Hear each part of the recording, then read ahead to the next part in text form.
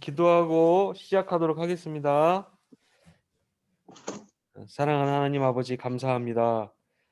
오늘 또 복된 날 귀한 정말 성경 공부를 할 수 있도록 하나님 이런 귀한 시간을 또 장소를 허락해 주심에 감사드립니다. 하나님께서 주시는 말씀을 이 시간 나누고자 하오니 성령께서 우리 가운데 함께 해주시고 역사하여 주시고 깨닫게 하여 주시고 하나님 말씀을 우리가 알고 그 분의 마음을 깨닫고 그 말씀 앞에 순종할 수 있도록 또한 힘과 은혜를 더하여 주시옵소서. 오늘 시간도 성령께서 함께 하실 것을 믿고 감사드리며 예수 그리스도의 이름으로 기도드립니다. 아멘. 아멘. 네, 반갑습니다. 네. 자, 이제 지난주로 해가지고 저희가 교재 가지고 계신 교재 말씀 청춘 1-1과가 끝났어요. 그죠? 네. 그래서 1-1과는 출애굽기로 해서 끝났는데 1-2과부터는 보니까 다시 이제 신약으로 넘어가더라고요. 신약. 예, 신약으로 넘어갑니다.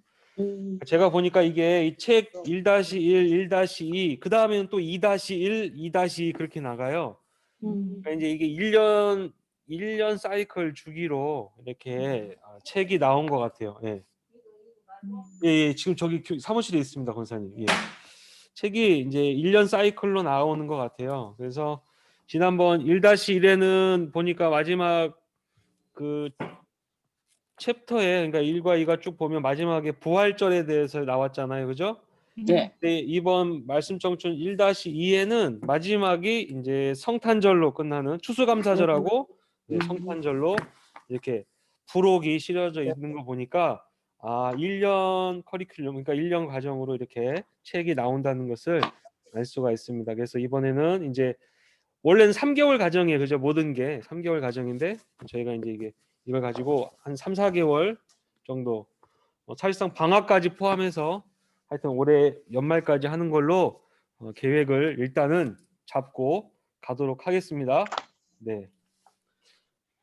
뭐 혹시 질문 있으신가요?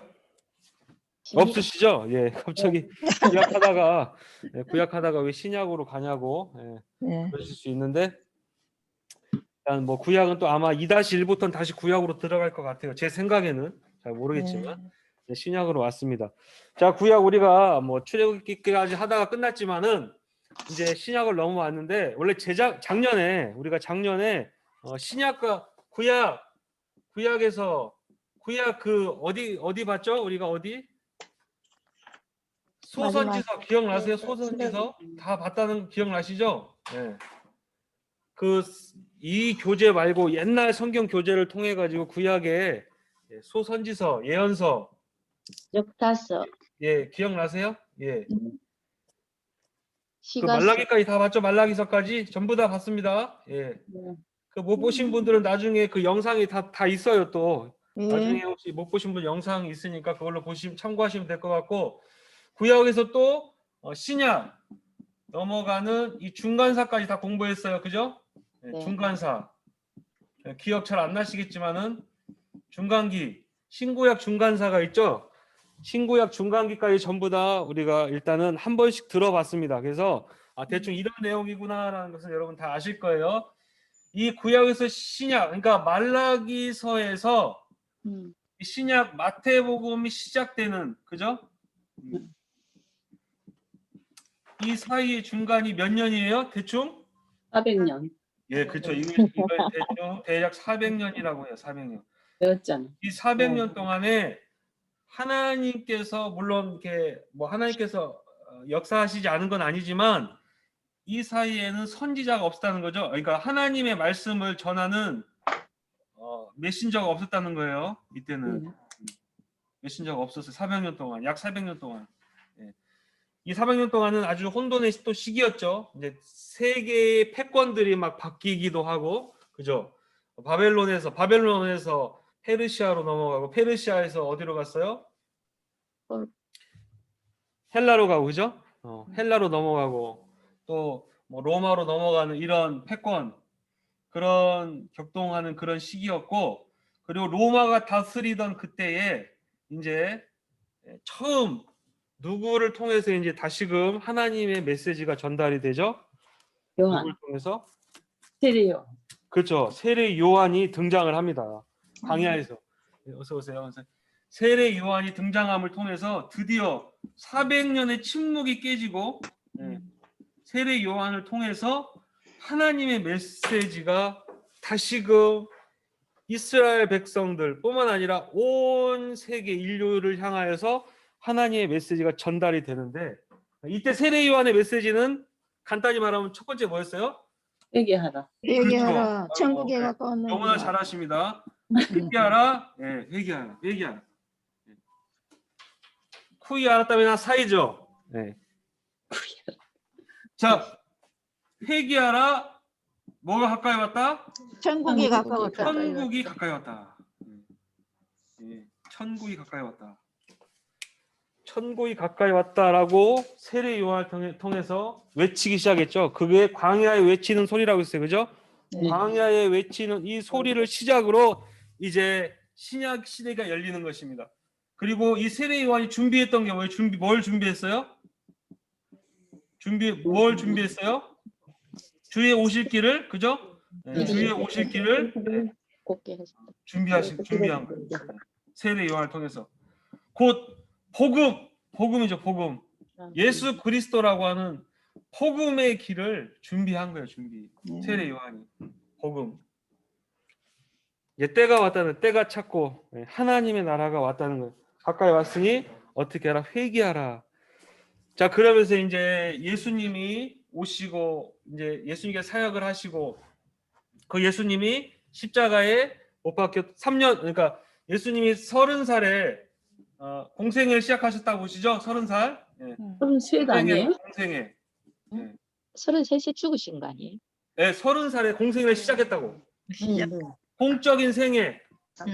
그죠? 30살 이전에는 뭐 했는데 그냥 일반적인 사람처럼 이렇게 하셨다는 거예요. 예. 공생애를 시작하셔가지고 3년 반 동안, 그죠? 짧고 굵게 하셨어요. 3년 반 동안 공생애 사역을 하시고 3년 반 뒤에 십자가에 못 박혀 돌아가셨죠? 십자가에 못 박혀 돌아가셨어요. 그리고 3일 만에 부활하셨죠? 부활하셨어요. 3일 만에. 3일 만에 부활하신 다음에 이 땅에서 부활처럼 며칠 동안 계셨어요? 30일? 40일 동안.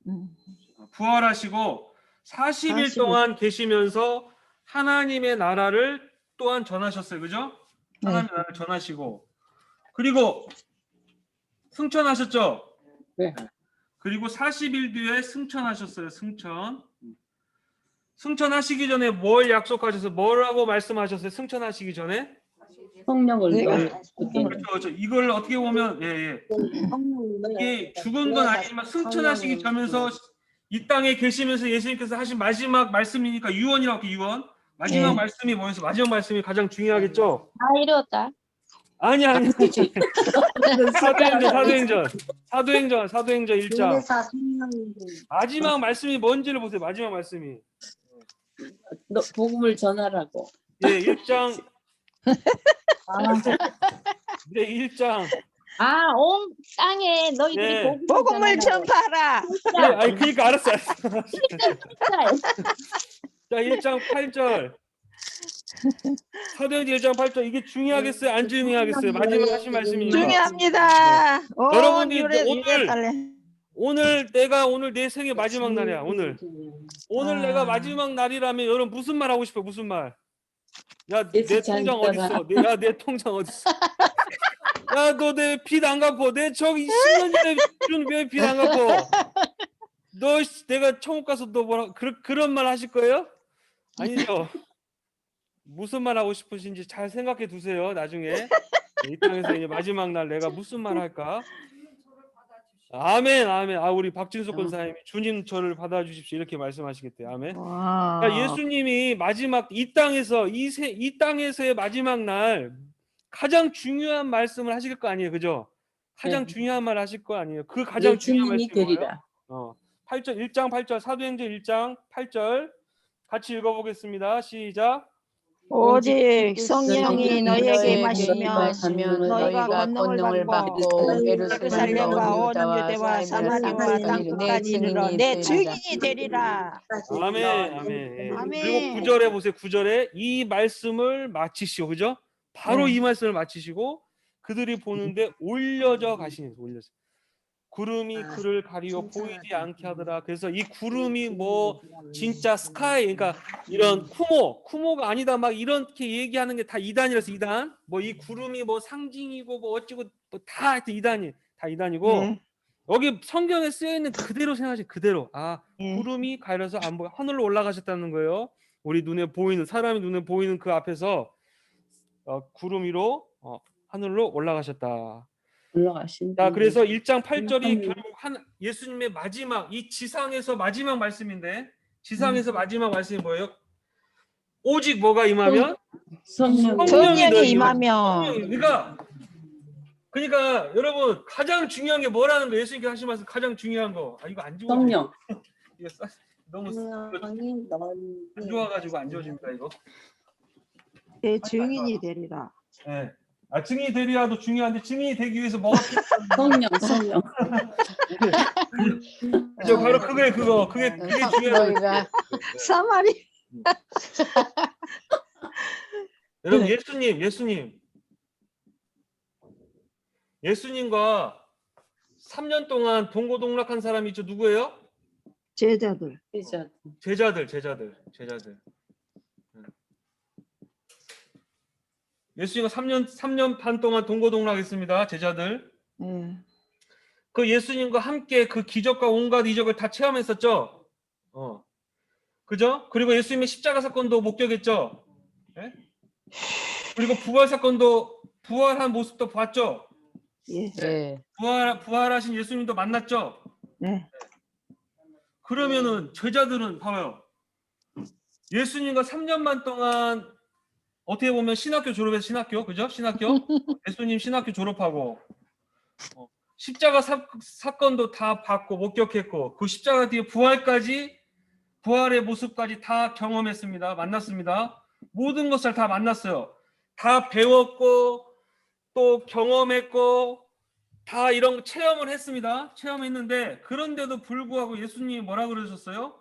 야, 너희들 내가 다 가르쳐 줬고 또 내가 너희들이 부활한 나의 모습도 봤으니까 이제 이 세상에 나아가서 내가 누군지를 전해라. 하나님의 나라가 왔다고 전해라 라고 말씀하신 게 아니라는 거죠. 그죠?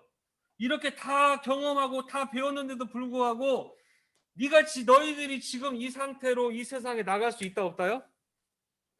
너희들이 지금 가진 지식과 너희들이 가진 지금 경험으로 이 세상에 나갈 수 있다는 거 없다는 거예요? 없다는 거. 없습니다. 그걸 말하는 거예요. 그거를. 여러분, 굉장히 네. 중요하죠.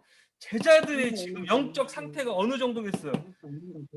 지식적으로나 경험적으로나 체험적으로. 그리고 제자들이 나가서 그때 당시에 막 귀신을 쫓아내고 병든 자를 치유하고 그랬죠. 제자들도 그랬어요. 제자들도 그런 걸 다 경험했는데도 불구하고 예수님이 마지막 말씀은 뭐였냐? 마지막 말씀, 성령. 쫓아나시기 전에 마지막 말씀은, 야, 이제 됐다, 나가라, 너희들이 이 세상에 나가서 내가 누구인지를 전해라 라는 게 아니라 뭐 하라 했다고요? 오직 뭐요? 오직 성령이 너희에게 임하시면. 그게 무슨 말이에요? 너희들이 배운 지식 가지고, 너희들이 지금 경험한 그런 것 가지고는 절대로 하나님의 일을 할 수 있다 없다? 없다는 거. 그거 가지고 하는 게 아니야. 그렇게 하는 게 아니야. 너희들의 힘으로 하는 것이 아니라 오직 성령이 너희에게 임하셔야 된다는 거예요. 임하셔야 된다. 그러니까 오늘날 우리가 무엇을 구해야 된다는 거예요? 무엇을? 네. 성경적인 지식을 구하라는 거예요? 아니요. 뭐 기도를 막 금식 기도를 40일 동안 하는 거예요? 그래가지고 막 귀신을 쫓아내고 병든 자를 치유하고 이런 게 아니라 가장 중요한 뭐라고요? 성령님을 구하라. 성령님을 기다리라. 성령이 너에게 임하시면 너희가 권능을 받고, 그때부터 예루살렘과 온 유대와 사마리아와 땅끝까지 이르러 내 증인이 되리라. 그죠? 성령이 임하시면, 성령이 임해야 된다는 거예요. 그 뒤로부터 사실 제자들 상태를 보면요, 이렇게 예수님과 3년 반 동안 동고동락해도 십자가 목격을 볼 때도 다 두려워했죠. 두려웠죠. 이 예. 두려움을 극복할 수가 없는 거예요. 두려움을. 심지어 예수님이 부활하셔가지고 이 땅에 같이 계셨는데도 불구하고 여전히 제자들은 뭐 했다고요? 두려워했어. 이 두려움을 언제 이겨내는가? 언제 극복할 수 있느냐? 성령이 임하시니까. 그죠? 성령이 임하니까. 그래서 사도행전 2장에 보면 여러분 예수님이 이 땅에 부활하셔가지고 이 땅에 40일 동안 계셨다고 했죠? 예수님이 네. 40일 동안 계셨어요. 그리고 성령님이 이후로 며칠 뒤에 오셨어요. 며칠 뒤에. 성령님 며칠 뒤에. 네. 아니. 예수님이 부활하셔가지고 40일 동안 계셨죠. 이 땅에서. 그리고 성령님이 이 다음 며칠 뒤에 오셨어요. 며칠 뒤에. 이거 간단해요. 오순절날 오셨죠. 오순절날 오셨잖아요. 50일째 오셨다. 50일째. 그러니까 40일부터 앞으로 10일 뒤에 오셔서 10일 뒤에. 예수님이 이 1장 8절 사도행전 1장 8절 말씀을 딱 하신 다음에 모여서 기도해라 해가지고 그때 당시 수많은 사람들이 그때 당시 500여 형제가 됐어요. 예수님의 제자들뿐만 아니라 500여 형제나 되는 사람들이 모여서 기도했단 말이에요. 기도를 그래 예수님이 기다리라고 했으니까 기다려야지 기다리는데 하루 지나고 이틀 지나고 3일 일주일 지나도 아무런 역사가 안 일어나니까 얼마나 많은 사람들이 떠났겠어요. 그죠? 예수님이 누구를 보내준다고 하셨는데 아무런 일도 안 일어나네. 사람들이 많이 떠나갔다는 거예요. 그래서 최종적으로 몇 명 남았어요? 120명만 남은 거예요. 다 떠나갔어. 근데 그 120명은 계속 예수님 말씀에 순종해가지고 계속 모였죠. 그죠? 그 사도행전 보세요. 사도행전 2장 1절 오순절 날이 이미 이름에 그죠. 그러니까 40일부터 10일이 지난 50일이 일었어. 50일 날 오순절 날이 이름에 그들이 다 같이 한 곳에 모였더니 또 모였습니다. 그죠? 10일이 지났지만 예수님이 승천하신 지 10일이 지났지만 아무 일도 안 일어났어요. 그럼에도 불구하고 이들이 또다시 모인 거예요. 또다시야. 예수님이 보내주신 걸 기다리려고 또 모여서 기도를 하는데 그때 2장 2절 호련히 하늘로부터 뭐 했다고요? 급하고 강한 바람 같은 소리가 있어. 그들이 앉은 온 집에 가득하며 3절에 마치 불의 혀처럼 갈라지는 것들이 그들에게 보여 각 사람 위에 하나씩 임하여 있더니 4절에 그들이 다 뭐예요? 성령의 충만함을 받고 성령이 말하게 하심을 따라 다른 언어들로 말하기를 시작하니라. 여러분 이 자리에 참석하신 여러분 모든 분들이 이 성령의 충만함을 받으시길 바랍니다. 성령 세례 이래 가지고 계셔. 예. 목사님 이제 어디까지 목사님 들으셨어요? 괜찮습니다. 성령을 받았다. 성령을 성령이- 충만하게. 성령이 예. 이게 꺼져버렸어요. 잠깐. 예. 승천후 10일 후에 들리십니까? 성령을. 잘 들리시죠? 예. 성령을 받으라라고 말씀하신 거예요. 자, 지금 마태복음 들어가야 되는데 갑자기 지금 자, 그 뒤로 제자들이 나아가서 이제 복음을 증거하기 시작했죠. 담대하게 베드로도 막 담대하게 일어서가지고 말도 잘 못해요, 그죠? 말도 잘 못합니다. 근데 헬라어도 할 줄 모르는 베드로는 공부를 한 적이 없어요. 어부 출신이라 그렇게 못한 사람이었지만은 나와서 막 담대하게 전하는 거예요. 그들의 메시지는 간단합니다. 초대교회 당시에 사도들의 메시지는 간단해서 뭐였어요? 너희들이 죽인 예수가 누구라는 거예요? 그가 메시아다라는 거예요. 메시아다. 그가 그리스도다. 그가 주님이다. 그가 하나님이시다. 그걸 전했다는 거예요. 그렇게 해서 초대교회가 시작이 되죠. 초대교회가 시작이 되고 또 그 초대교회가 핍박을 받고 시간이 지나면서 여러분 이 부활하신 예수님을 목격한 사람들이 있죠. 부활하신 예수님. 또 성령 체험을 한 사람들, 성령 체험을 하신 사람들이 이제 시간이 지나면서 이 사람들이 죽죠. 죽어요. 시간이 지나면서. 자, 여러분 이 부활체를 경험하고 성령 체험한 사람이 어디 나오죠? 고린도전서 몇 명이나 되나 보세요. 몇 명이나 얼마나 많은지. 고린도전서 15장에 가서 보세요. 고린도전서 15장.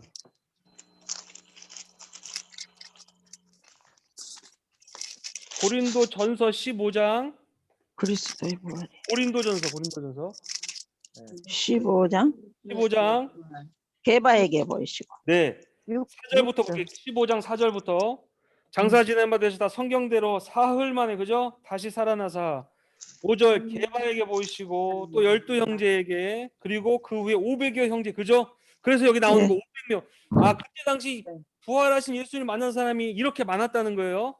한 500여 명 넘게 많은 사람들이 봤습니다. 벌써 지금 500여 명이 봤어요. 그죠?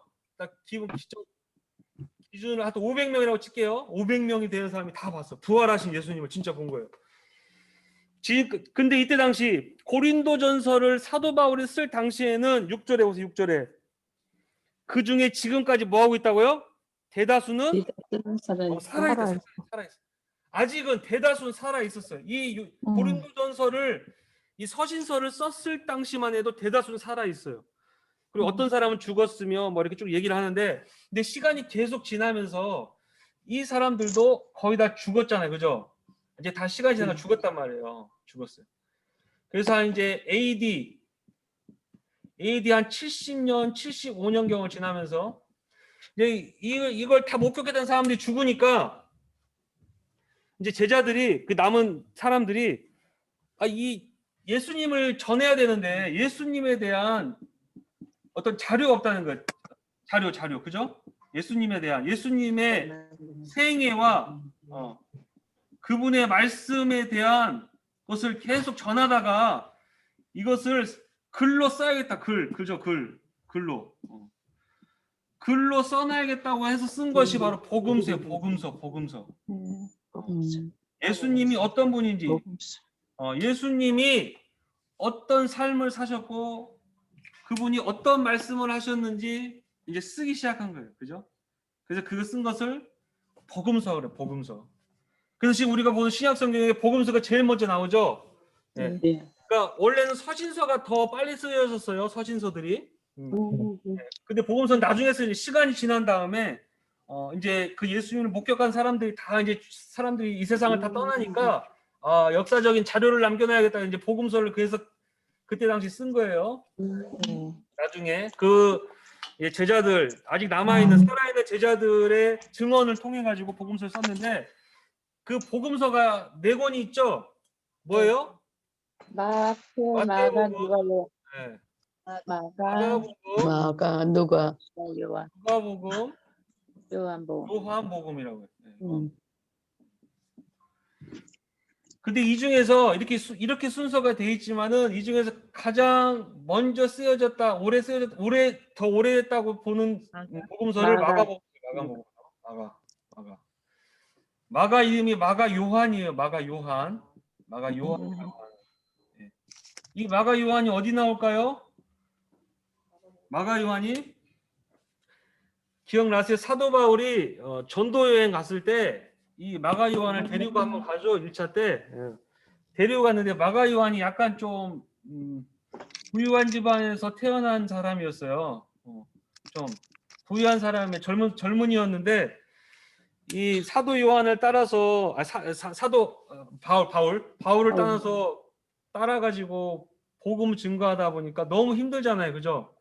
사도 바울하고 같이 그 전도 여행 하는 게 너무 힘들어가지고 중간에 마가 요한이 포기하고 돌아가잖아요, 그죠? 돌아가요. 그 정도로 이렇게 좀 뭐랄까 정신력이나 이런 부분이 많이 약했었는데 이 마가 요한이 누구를 나중에 따라다니냐면 사도 베드로를 따라다녀요. 네. 사도 베드로.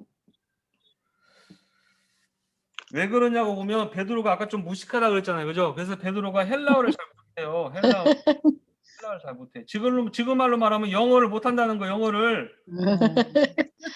잘 못해. 제가 일본에 왔는데 일본어를 잘 못하는 일본어를 잘 못하니까 일본어를 잘하는 마가 요한을 데리고 다니는 거. 사도 베드로가 가가지고 이제 복음 전할 때, 야 요한아 네가 통역해. 그래서 옆에서 요한이 이렇게 일본어로 통역을 한 거예요. 일본어가 아니라 그냥 헬라어로.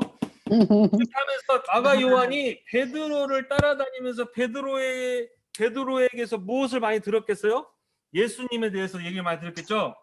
예수님에 대한 이야기를 다 들었다는 거예요. 예수님이 어떤 분이 누가 가장 잘 알겠어요? 사도 베드로가 너무나 잘 알죠. 예수님이 어떤 말을 하셨는지, 또 어떤 이적을 행하셨고, 또 어떤 삶을 사셨는지 다 전해 들었다, 마가 요한이. 그래서 이 마가가 쓴 게 뭐예요? 마가가 쓴 게 뭐예요? 마가복음. 마가복음을 그래서 쓴 걸 보면 마가가 봐봐요. 마가가 베드로에게 배웠다는 것이 확실한 게 뭐냐면 마가복음 보면 참 투박해. 보면은요. 마가복음 굉장히 막 급하게 베드로 성격처럼 써서 베드로 성격처럼. 마가복음 1장부터 마가복음 하나님 아들 예수 그리스도의 복음의 시작이라 막 그냥 막 시작해버리는 거예요. 바로 그냥 복음의 시작이라 시작해가지고 마가복음에 가장 많이 나오는 단어가 뭐냐면요. 곧 즉시 막 이런 말이 많아요. 곧 즉시. 특징을 보면 알 수가 있죠. 마가복음 마가가 누구에게 배웠는지 알겠구나. 성격 급한 베드로에게 배웠구나. 그냥 막 곧 즉시 이런 말. 곧 즉시. 예수님을 보자마자 베드로는 막 즉시 물속에 뛰어들죠. 막 불에 들어가고 물속에 뛰어들고. 생각을 할 수가 있어요. 그래서 마가가 이 복음서 중에서는 이것도 좀 신학적인 표현이긴 한데 이게 가장 오래됐다, 가장 먼저 쓰여졌다라고 보는 거예요. 복음서. 그리고 이제 마태하고 누가는 그 후대에 좀 쓰여졌다고 보는데 이게 좀 보면 이게 좀 비슷한 게 많아요. 마태나 마가나 누가나 이게 어떤 이게 뭔가를 기록을 할 때 그런 기록 순서가 있잖아요. 그죠? 역사적인 순서를 기록할 때 지명이라든지 이런 것들을 보면 기록한 그런 것들이 이게 좀 비슷해. 그래서 이것들을 뭐라 그러냐면 아시죠? 세 권을 묶어서 뭐라 그래요? 공간복음. 공관복음. 관점이 공통되다 똑같다는 거예요. 비슷해. 마태, 마가, 누가가 이렇게 예수님이 이렇게 태어나서 어디 갈릴리에서 사역하시다가 결국 6월절 날 예루살렘으로 입성하셔서 십자가에 못 박혀 돌아가셨다라고 하는 그런 관점, 역사를 보는 관점이 비슷하다는 거예요. 공통돼요. 그래서 이걸 공간복음, 마태, 마가, 누가가. 그래서 그냥 별로 중요하지 않은데 신학적으로 사람들은 마가복음이 먼저 쓰여졌기 때문에 마태와 누가가 이걸 뭐 보고 참고했다 뭐 그런 말도 있는데 그건 별 중요한 게 아니니까 마음에 담아두지 마시고요. 어쨌든 마가복음이 이렇게 쓰여졌고 마태는 누구예요? 그럼 마태는 누구예요? 세리. 마태는 맞아요. 마태 세리고 마태는 제자예요. 제자. 이 12 제자예요. 마태는 사실상 12 제자인데도 불구하고 마태복음 썼죠. 마태는 세리였어요. 세리. 또 누가복음은 누군지 아시죠? 의사였습니다. 이건 제자는 아니었어요. 마가도 예수님의 제자는 12 제자는 아니에요. 마가도 12 제자가 아니고 누가도 12 제자는 아니에요. 그죠? 누가는 또 누구한테서 배웠을까요? 누가는요. 사도 바울. 죄송합니다. 사도 바울을 따라다녔어요. 사도 바울. 그래서 누가는 누가복음하고 무슨 책을 썼어요? 누가복음 쓰고 사도행전. 예? 누가는 그래서 누가는 2권의 책을 썼다고 2권. 누가복음하고 사도행전. 사도행전을 썼어요. 누가가. 잘 안 들려. 잘 안 들려요? 들려요? 끊어져요. 끊어져요? 왜 그러지? 자, 잘 들리세요? 예. 네. 누가복음하고 사도행전을 썼다는 거예요. 그죠? 2권의 책을 원래는 이렇게 이어져서 썼는데 이제 이걸 복음서하고 따로 묶고 사도행전을 뒤로 빼느라고 이제 이게 떨어져 있지만 누가가 이 2권을 함께 쓴 거예요. 누가복음하고 사도행전을. 누가는 누구한테 배웠느냐? 누가는 예수 12 제자가 아니라고 했죠. 누가는 사도 바울한테. 사도 바울이 베드로하고는 완전 다르죠. 사도 바울은 굉장히 지적이죠. 똑똑하고 뭐 하여튼 뭐 최고의 지성이 사도 바울은. 그죠? 지성인이었죠. 당대 최소의 지성인. 그러다 보니까 누가복음을 보면 아주 역사적이고 철학적인 아니더라도 굉장히 뭔가를 이렇게 기록을 하더라도 아주 자세하게, 그죠? 어떤 역사적인 확실한 그런 증거를 가지고 증언을 통해서 기록했다는 것을 알 수가 있어요. 누가복음에 보면. 그래서 누가복음 딱 시작이 어때요? 누가복음 가서 보세요. 누가복음. 마가복음하고 완전 다르죠? 네. 마가복음 아까 뭐래? 마가복음은 그냥 막 하나님의 복음의 시작이라 막 바로 시작해버려, 그죠? 뭐 설명이고 뭐가 없어, 그냥 바로 곧 시작. 즉시. 근데 누가복음은 벌써 딱 틀리죠. 대하여 처음부터 1장 1절 보세요. 우리 중에 이루어진 사실을 사실이 돼. 처음부터 목격자와 말씀, 이게 서론이 있다. 서론. 그러니까 누가는 누구한테 배웠다? 사도 바울한테 아주 체계적으로 잘 배웠구나, 그죠? 이게 다 하나님께서 성품 따라 쓰신다는 거죠. 예. 성격이 베드로처럼 급한 사람은 급한 대로 쓰시고 마가복음처럼 쓰시고, 이렇게 또 사도 바울처럼 또 이렇게 공부를 많이 한 사람 지성인도 또 거기에 맞게끔 하나님께서 쓰시잖아요. 누가복음에 보면 이렇게 아주 역사적인 사실 또 그런 증언들을 통해서 아주 체계적으로 탁탁탁 썼어요. 그래서 누가복음 그렇게 보면 아실 수가 있어요. 그런 차이가 있다. 그리고 또 다른 차이가 뭐냐면 이 복음서들은 다 이 수신이나 이런 것들이 달라요. 그러니까 이걸 누구를 대상으로 썼느냐, 당연히 뭐 모든 사람들을 위해서 썼지만은 근데 약간씩 차이가 있죠. 일단 마태복음의 수신자는 누구예요? 우리가 오늘 보게 되는 마태복음? 예수 메시아 아니 이 수신자. 복음서를 보는 사람. 보는 사람? 예수님이 그러니까 누구를 대상으로 썼냐는 거죠. 마태복음을 예수님에 관한 이야기 아니에요? 예수님. 아니 그 말이 아니라 제 말 죄송합니다. 제가 아브라함과 다윗의 편지를 쓸 때 그 수신자가 누구냐에 따라서 제가 일본에 편지 아브라함 때 한국말로 써요, 일본말로 써요. 일본말로 한국말로. 쓰잖아요. 그런 것처럼 한국말로. 수신자가 누구냐는 수신자. 그 그럼 대상에 따라서 네. 조금씩 차이가 난다는 거예요. 유대인. 네, 그렇죠. 그런 거 말하는 그런 거. 네. 그런 차이를 말하는 거예요. 네. 마태는 수신자가 누구였냐면, 그러니까 이 복음서를 읽는 사람, 읽는 대상이 누구냐면 유대인. 여기는 헬라인들이라고 볼 수 있어요. 디아스포라 유대인이라고 할게요. 이건 디아스포라 흩어진 유대인들이라고 볼게요.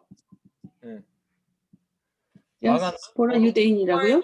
로마인도 되고요. 여긴 수신자. 누가는 또 헬라인들이 수신자예요, 거의. 헬라인들. 요한은 유대든 헬라든 전부 다 포함돼요, 여기는. 유대든 헬라인은 전부 다. 자, 이런 차이가 왜 있냐면 책을 읽다 보면 그걸 알 수가 있어요.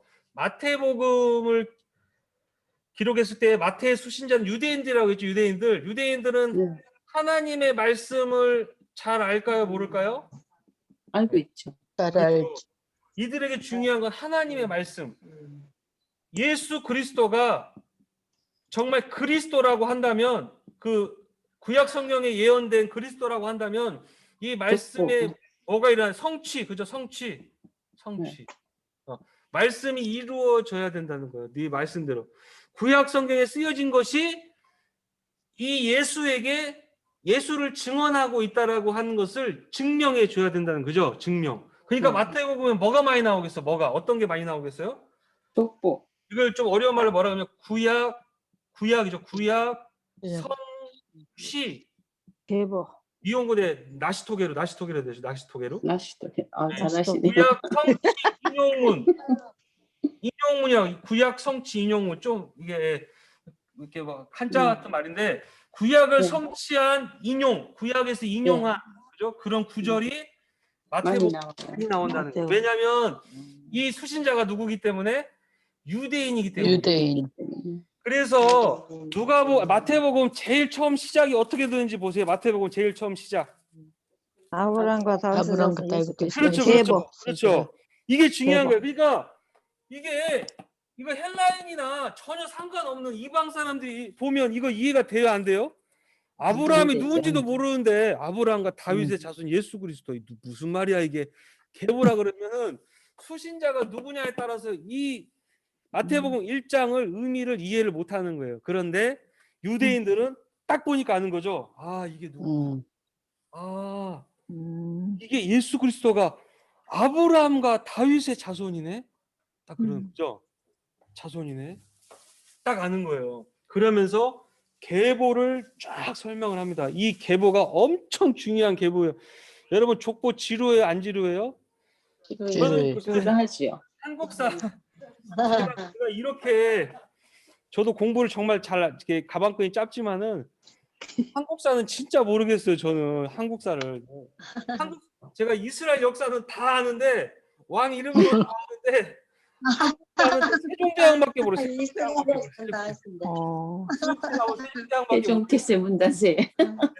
네, 그러니까. 근데 딱 이 공부를 보면 딱 아는 거예요. 알아요. 자, 여기서 아브라함과 다윗의 자손 예수 그리스도의 계보라 그랬는데 유대인들에게 가장 위대한 건 뭘까요? 가장 위대한 왕은 네, 왕. 다윗. 그렇죠. 그냥 유대인들에게는요. 다윗이 최고예요. 다윗 최고. 메시아가 이 땅에 와서 결국 유대인들이 바라는 메시아는 어떤 왕이에요? 어떤 왕의 모습이에요? 다윗이 이 땅에 와가지고 이스라엘을 온 세계 열방에서 가장 최강대국으로 만들어준다는 거죠. 네, 모든 걸 다 해방시켜주고 최강대국으로 만들 다윗과 같은 그런 왕을 원하는 그런 메시아를 원하는 거 다윗. 그러니까 1장 1절 시작이 딱 그러잖아요. 아브라함은 무엇을 상징합니까? 아브라함은 언약이죠. 네. 아브라함은 믿음과 언약의 조상이죠. 이건 절대 빼놓을 수 없는 가장 중요한 언약을 상징한다면 아브라함 다음에 가장 중요한 게 바로 다윗. 왜냐하면 어떻게 보면 이 아브라함의 초기 언약을 성취한 왕이 누구기 때문에 다윗 왕이기 때문에. 예, 그래서 다윗이 엄청 중요하니까 딱 그 두 이름으로 딱 설명하는 거예요. 1장 1절이 아브라함과 약속과 그것을 구약 시대 때 이뤘던 다윗 그 자손 예수 그리스도의 계보라 딱 그러면 유대인들이 딱 듣고 이제 굉장히 놀라겠죠.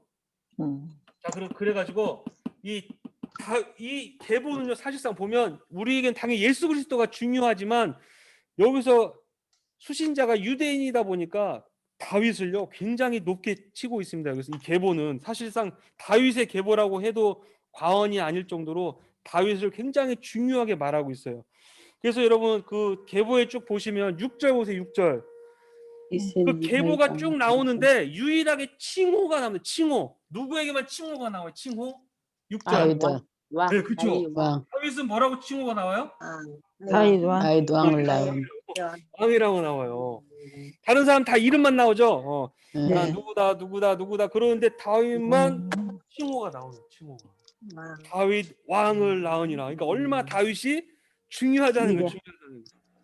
그리고 쭉 가시면 16절에 보세요. 16절에 야곱은 마리아의 남편 요셉을 낳았으니 마리아에게서 그리스도라 칭하는 예수가 나셨다. 17절에 보세요. 그런즉 모든 대수가 자 아브라함부터 다윗까지 몇 대요? 14대. 또 14대. 또 뭐예요? 다윗부터 바벨론을 사로잡혀갈 때까지 14. 바벨론 거기 사로잡혀갈 때까지 전부 14대. 14대. 어디하고 어디하고 야곱은 마리아의 남편 요셉을 낳았으니 아니 그 동명이인이 많았어요 그때. 예, 그렇죠. 야곱 저 구약 시대 야곱도 있고 그냥 신약 시대에서 뭐 제가 김신우인데 김신우 사람 한국 사람이 많겠어요 없겠어요? 많이 있죠. 예, 똑같은 거예요. 똑같은 그런 이름이 많이 있습니다. 자, 그 14대 바벨론에서부터 또 그리스도까지 14대. 바벨론에서 14대. 그리스도까지 예수까지 14대. 자, 14. 이렇게 다 세 보면 사실상 꼭 맞진 않아요. 14씩 꼭 맞지 않아요. 여기 다 세 보면 맞진 않아요. 또 이 안에 사실상 이 계보 왕 계보 중에 빠진 사람도 있어요. 네, 그러니까 이게 왜 그러냐면 이게 꼭 14 이게 맞다 그걸 말하려고 하는 게 아니라 이 숫자의 의미를 찾고 두는 거예요. 이걸 기록한 사람이. 마태가 이 숫자 14가 중요하기 때문에. 왜 14가 중요할까요? 상징적인 숫자거든요. 유대인 우리는 잘 모르겠지만 14를 유대인들이 보면은 이게 이 글자가 떠올라. 이게 히브리어입니다. 히브리어. 자, 이제 해독하겠습니다. 해독. 이거 보이세요? 이거 보이세요? 네. 보이시죠? 기억, 이해, 일자 기억. 이렇게 해가지고 기억식으로 써져 있네, 글자가. 자, 이거 보이세요? 안 보여요? 뭐라고요? 기억. 글자 기억. 기억 뭐야? 이 기억이네요. 이거요. 이게 이제 히브리어인데 히브리어는 숫자화할 수 있다고 했죠. 알파벳을 다 숫자화할 수 있다고 했죠. 이 기억이 4예요. 4. 네 번째 숫자예요. 이거는 6이라는 숫자예요. 그럼 이것도 똑같이 또 4겠죠? 네. 그럼 이거 다 더해봐요. 그럼 몇이에요? 네, 14. 이게 14. 네, 14. 그럼 이게 뭔데? 이게 바로 예. 다비드라고 해요. 이게 다윗. 영어로 다윗이라고 하죠. 다윗. 이 히브리어로 다비드예요. 이게 다비드. 히브리어로. 다비드. 그러니까 14라는 숫자를 쓸 때는 히브리어 이렇게 쓰고 이게 결국 다윗이라는 이름은 다비드인데 숫자가 14가 된다는 거. 14. 예. 무슨 말인지 아시겠죠? 그러니까 14, 14대라고 하는 것은 계속해서 뭘 가리키는 거예요? 다윗이요. 그냥 유대인들에게 다윗이요. 다윗 왕이 최고예요. 다윗 왕이 최고. 그러니까 이스라엘 국기가 뭐예요? 이스라엘 국기 아세요, 여러분? 이스라엘 국기? 예. 또 다윗 맞아요. 다윗 별. 그렇죠. 다윗의 별. 다윗별. 네, 맞아요. 맞습니다. 다들 잘 아시네요. 다윗별이에요. 다윗. 국기에 그 별이 다윗별 이렇게 있고 다윗별이 있죠, 이렇게. 예. 다윗별. 국기에 가운데 별이 딱 하나 있는데 그게 다윗별입니다. 여러분 민수기 보세요. 민수기 24장. 민수기 24장. 기억나실지 모르겠습니다. 여기에 그 별에 대한 예언이 발람을 통해서 하죠. 발람을 통해서. 24장. 24장 17절. 이 별표 해놓으시고 이게 다윗별. 그 발람 아시죠? 발람 분명히 좀 나쁜 놈이었지만은 그도 하여튼 성령에 사로잡혀가지고 하나님의 말씀을 예언을 했죠. 하나님께서 그런 자도 통해서 쓰셨는데 그때 이런 예언을 하는 거예요. 발람이 17절 24장 17절 내가 그를 보아도 이때의 일이 아니며 내가 그를 바라보아도 가까운 일이 아니로다. 한 별이 그저 한 별. 여기 한 별이 이 한 별이 야곱에게서 나오며 한 규가 이스라엘에게서 일어나서 모압을 이쪽에서 저쪽까지 쳐서 무찌르고. 네. 자, 지금 이 민수기는 지금 출애굽 세대잖아요, 그죠? 그러니까 다윗 시대까지는 훨씬 전 사건이잖아요, 그죠? 다윗 시대부터는 아직 한참 뒤에 얘기니까 발람이 예언을 하는 거예요, 예언을. 내가 그를 보아도 이때 일이 아니라 지금의 일이 아니야. 내가 그를 봐 가까운 일이 아니라면 나중 먼 이야기지만 한 별 다윗을 얘기한 다윗. 야곱에게서 나온다. 근데 이 한 별 다윗을 여기서 얘기하는 것이겠지만은 결국 이것은 결국 궁극적으로 누굴 가리키는 거예요? 예수 그리스도를 가리키는 거예요. 다윗을 가리키는 거. 이때 당시에는 한 별, 다윗별, 이게 다윗별. 유대인들은 다윗별을 가리킨다고 말하지만은 결국 이것이 누구를 가리킨다는 거예요? 예수 그리스도를 가리키는 거예요. 그래서 이 계보를 유대인들이 보면서 유대인들이 봤을 때는 다윗이 최고인데 다윗. 우리나라 대한민국의 최고는 누굽니까? 세종대왕입니까? 그러니까 우리가 누가 이렇게 소설을 썼는데 세종대왕 자손 중에 세종대왕 자손 중에 뭐 김시두가 났더라 이렇게 설명하면 김시두 대단한데 그럴 거 아니에요. 그런 것처럼 그런 거예요. 마태복음에 다윗을 막 그냥 이 마태복음 계보예요. 다윗을 도배해서 도배. 다윗 왕이니라 다윗이니라 14대라 그게 무슨 말이라고요? 다윗이니라 그 다음에 그 다윗의 자손 중에 누가 나왔다고요? 예수. 예수 그리스도. 예수 그리스도. 유대인들을 딱 보면 아는 거예요. 아는 거예요. 아, 진짜네. 진짜네. 그 얘기를 하는 거예요. 다윗을 낳았다. 자, 이렇게 1장에 얘기를 하면서요. 21절에 보세요. 마태복음 21절에 아들을 낳으리니 이름을 예수라 하라. 예수라 하라. 말씀드렸지만 이 예수라는 이름은 그때 당시에 많이 있었어요. 그죠? 흔하다고. 여호수아라고도 하고 구약 시대 때는 호세아라고도 하는 구원자라는 의미를 가지고 있다고 했죠. 예수. 이는 그가 자기 백성을 그들의 죄에서 뭐 했다고요? 구원할 자이십니다. 구원할 자. 자, 그러면서 보세요. 22절. 이 모든 일이 된 것은 주께서 선지자로 하신 말씀을 뭐 하려 했다고요? 이루려. 이게 바로 구약 성취 인용문이에요. 구약 성취 인용문이라고. 이런 것들을 여러분들 읽으면서 한번 나중에는 찾아보세요. 재밌어요. 이런 거에다 옆에다가 구약 성취 인용문 1번, 2번 이렇게 찾아봐요. 마태복음에 몇 개가 나오는지 많이 나옵니다. 많이 나와요. 마태복음에. 네. 이렇게 이루려 하심이라. 그러니까 아까도 말씀드렸듯이 유대인들은 이걸 읽으면 이해가 되는 거예요. 이 말씀이 이 말씀이구나. 그렇게 딱 이해가 되는 거예요. 이걸 읽으면서. 이건 23절은 너무나 잘 아시는 말씀이죠. 보라 처녀가 잉태하여 뭐라고요? 아들을 낳으리니 아들을 낳으리니 임마누엘이라. 임마누엘이라. 이게 어디 나와? 이사야서 7장 14절이죠. 네. 그러니까 유대인들은 이 말씀을 어렸을 때부터 달달달 외우고 있어요. 그러니까 다 아는 거예요. 다 아는 거예요. 일단 보면 아는 거예요. 이를 번역한즉 하나님이 우리와 함께 계시다. 함께 계시다 합니다. 그리고 2장으로 넘어가서 그래서 드디어 이제 오늘 본문 1과 들어갑니다. 2장. 마태복음이 들려주는 기쁜 소식이죠. 기쁜 소식. 자, 헤롯 왕 때 2장입니다. 예수께서 유대 베들레헴에서 나심에 동방으로부터 박사들이 왔어요. 박사. 아니 이 책 읽어. 지금 마태복음 2장. 마태복음 2장. 동방으로부터 누가 왔어요? 박사. 이 박사는 무슨 박사일까? 무슨 학위가 있을까요? 철학 박사인가요? 천문학 박사인가요? 신학 박사인가요? 무슨 박사일까요? 맞추신 분들.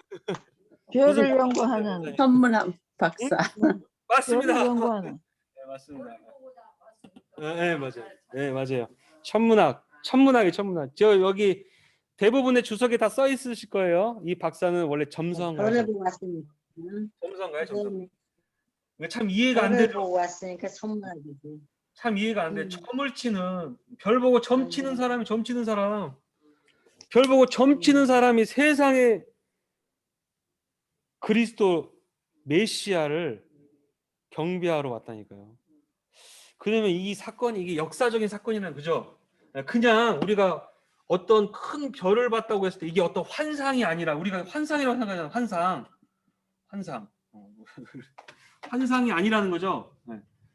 이게 환상이 아니라는 거예요. 이런 진짜 예수님 당시에 이런 별이 엄청나게 큰 빛나는 그런 별이 그 당시에 보였다는 거. 관측, 지금 말하면 관측이 됐어요. 관측. 점성가들이 딱 보니까 하늘을 보면서 점을 치는데 엄청나게 밝게 환하게 엄청 크게 별이 빛나고 막 별이 움직였다는 거예요.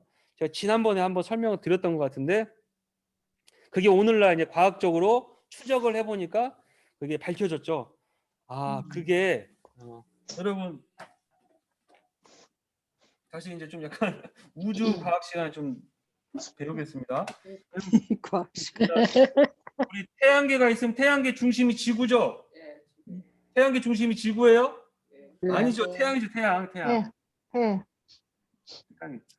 태양이고 이렇게 쭉 돌죠. 이 태양 중심을 도는 게 태양계가 쭉 돌아요. 가장 태양과 가까운 게 수성, 그다음 금성, 그다음에 뭐예요? 그다음에 우리 푸른별 지구. 옆에 이제 또 저기 조그만한 거 하나 있죠. 달. 그다음에 또 도는 게 지구 밖으로 도는 게 또 뭐예요? 화성. 그다음에 또 뭐 돌아요? 목성. 목성이 거야 아마. 우리 태양계 중에서 목성이 제일 크다고 제가 배웠어요. 그다음에 토성. 더 또 밖으로 도는 게 토성. 자, 여기까지만 볼게요. 이렇게 보는데 이걸 과학적으로 이렇게 보니까 이 목성하고 토성이 이게 띠가 있어, 띠. 토성에 띠가 있어요, 옆에. 네, 토성. 토성하고 목성이 이렇게 둘이 만날 때가 있다는 거, 만날 때가 있다. 지구에서 딱 봤을 때, 지구에서 관찰자가 봤을 때, 이 목성하고 토성이 돌다가 딱 일직선으로 만날 때가 있다는 거, 만날 때가. 그때 그 별이 합쳐지니까 엄청 크게 별이 보이는 거예요, 별이. 그러면서 또 이게 설명이 또 지난번 했었는데, 얘가 보세요. 얘 지금 보세요. 지구도 돌죠. 지구도 자전하면서 공전하면서 돌죠. 네. 지구가 돌고 얘도 돌아요. 토성도 돌고. 목성도 돌고. 자, 목성이 이렇게 가니까 지금 지구도 도는데 목성이 좀 더 빨리 돌다가 토성이 앞으로 가요. 토성이 앞으로 돌니까 목성하고 토성이 돌다가 지구가 더 빨리 도니까 앞으로 가죠. 그러면 지구에서 봤을 때는, 사람이 봤을 때는 목성과 토성이 뒤로 가는 것 같아요. 무슨 말인지 아시겠어요? 목성과 토성이 앞으로 가는데 지구가 더 빨리 도니까, 그죠? 지구가 앞으로 나가니까 목성과 토성이 가다가 뒤로 가는 것 같아요. 뒤로 가다가 얘네가 그러니까 춤추는 것 같아요. 별이 춤추는 것 같다는 그 말이에요. 목성과 토성이 이렇게 쭉 갔다가 지구에서 봤을 때는 지구가 더 빨리 나가니까 얘네가 뒤로 가는 거예요. 뒤로 가는 것 같다가 또 앞으로 이제 간다는 거예요. 그러니까 마치 춤추는 것처럼 얘네들이 목성과 토성이 이렇게 춤추는 것처럼 보이는데, 얘네가 둘이 겹쳐지니까 밝기가 엄청 밝게 빛나겠죠. 네. 밝게 빛난단 말이에요, 얘네가. 그래서 그때 당시 점성가들이 이걸 보고 신기하네. 그래서 이 별을 따라서 왔는데 그 별 따라 와 보니까 예수 그리스도를 만난 거잖아요, 그죠? 2장에. 무슨 말인지 모르시겠죠? 괜찮아요. 내가 또 안 알아요. 안 믿으시고 그럴 것 같아서 내가 또 역사적 자료를 또 다 갖고 왔습니다. 또 네. 무슨 얘기하는 거야 도대체, 어디서 주워 들은 얘기하는가 그러실까봐 내가 또 가져왔어. 그래가지고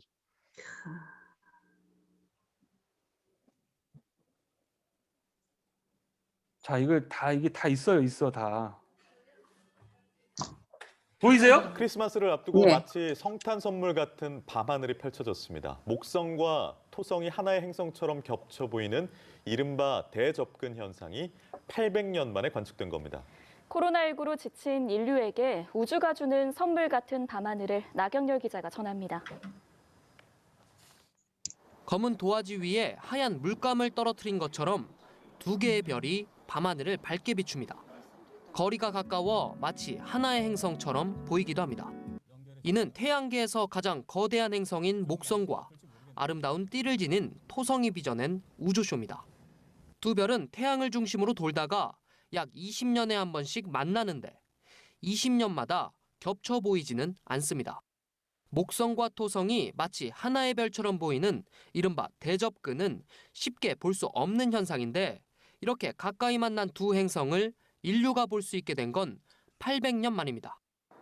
400년 전에도 두 별이 가깝게 만났지만 당시엔 관측이 어려웠을 것으로 추정됩니다. 1623년 당시에는 목성과 토성이 태양과 너무 가까워서 관측이 안 됐을 거라고 생각되는데요. 관측이 됐던 것을 기준으로 하면 1226년 이후로 가장 가까이 관측이 되는 겁니다. 두 별의 만남은 20년마다 이뤄지지만 이번 재회는 성탄절을 앞두고 이뤄졌던 점에서 의미가 있습니다. 탄생한 아기 예수를 만나러 길을 떠난 동방박사들을 이끈 것이 바로 목성과 토성이 함께 만들어낸 밝은 빛이었기 때문입니다. 학계에선 성경에 나오는 별이 당시 목성과 토성 혹은 목성과 금성의 근접 현상으로 추정하고 있습니다. 20년이란 긴 기다림 끝에 이루어진 만남을 뒤로하고 두 별은 점점 멀어지게 됩니다. 두 행성이 다시 이렇게 가깝게 만나는 건 지금으로부터 60년 뒤 2080년입니다. 연합뉴스 TV 나경열입니다.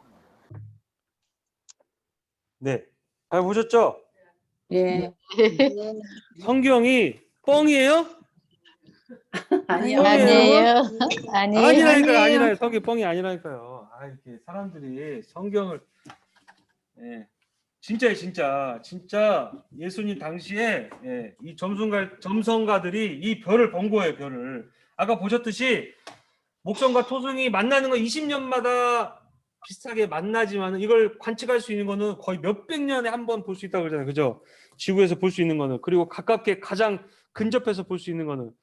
그러니까 800년 전에 그렇게 한번 만났다 그러고 그가 분명히 예수님 당시 지금부터 2000년 전에 예수님 실제로 이 땅에 오셨을 때 태어나셨을 때 그때 엄청나게 큰 우주쇼가 일어난 거죠. 그래서 그거를 이제 그 점성가들이 보고 근데 그 점성가들이 대단한 게 뭐냐면 이들이 구약 그때 당시 성서가 아니라 할지라도 옛 문헌이겠죠. 옛 문헌에 대해서 이 점성가들이 알고 있었다는 거죠. 이 점성가들이 그 어떤 내려오는 그런 문헌을 통해 가지고 알고 있었다는 거예요. 정말 우주에서 그런 엄청난 별이 크게 빛날 때가 있을 때 그때 이 땅에 누가 온다, 어떤 메시아가 온다라고 하는 그거를 얘네들이 알고 있었어. 물론 점성가들이지만 하나님에 대해서 잘 알지 못하는 그런 점성가들이었고 이방인이고 어떻게 보면 이교도들인데도 불구하고 하나님이 이 이교도들을 통해서도 메시아의 탄생을 알려주셨다는 거예요. 사인을 보내주셨다는 거죠. 대단한. 그래서 보면 2장 보세요. 마태복음 2장에 그렇게 와서 물어보죠. 2절 유대인의 왕으로 나시니가 어디 계시냐? 우리가 동방에서 그의 별을 보고 그의 별. 이게 민수기 24장 17절에 나타나는 별이에요. 별. 그러니까 아무래도 그 발람의 예언이 계속 전설을 따라 내려온 거예요. 그 발람의 예언 있죠. 한 별이 그 이야기가 계속 후대까지 전해졌던 거예요. 그러다가 이제 점성가들이 그걸 봤다는 거죠. 그 별을 보고 경배하러 왔다. 그랬더니 뭐 헤롯 왕과 온 예루살렘이 난리가 났죠. 어디서 야 메시아가 어디서 나왔냐? 그러니까 6절 보세요. 6절. 또 유대 땅 베들레헴아 너는 유대 고을 중에 가장 작지 아니하도다. 내게서 한 다스리는 자가 나와서 내 백성 이스라엘 목자가 되리라. 그러니까 서기관들은 이 종교 지도자들은 성경은 잘 알고 있었죠. 헤롯도 잘 알고 있었지만은 이들은 당연히 이 땅에 메시아가 오는 걸 좋아했어요? 싫어했어요? 싫어했죠. 자신의 왕권. 헤롯이 지금 이스라엘 왕이거든요. 어쨌든 자기가 왕인데 자기 왕권이 위협을 당할까 봐 죽이려고 했죠. 근데 9절 박사들이 왕의 말을 듣고 갈새 동방에서 보던 그 별이 문득 앞서 인도하여 가다가 악이 있는 곳에 머물러 서 있는지라. 탁 섰어요. 이제 아마 그 목성과 토성이 딱 거기 딱 선 것 같아요. 그들이 별을 보고 매우 크게 기뻐하더라. 그래가지고 황금과 유향과 모략을 그들이 예수님 앞에 드렸죠. 그래서 복음이 이제 막 온 세계를 향해서 이제 복음이 전파되기 시작하는 거예요. 일단은 유대 땅으로 다 모이게 해서 일단은 예수 그리스도라고 하는 이름 그 예수 그리스도 탄생 그러니까 유대로 다 모든 시선을 다 모이게 한 다음에 그 다음에 이제 성령을 받은 다음에 다 퍼져 나가게 하는 거죠. 이제 서론인데 오늘 여기까지 하고 다음에 본론 들어가도록 하겠습니다. 이렇게 해서 하여튼 우리가 마태복음 1장 2장을 통해서 이 별을 보고 그들이 매우 기뻐했다.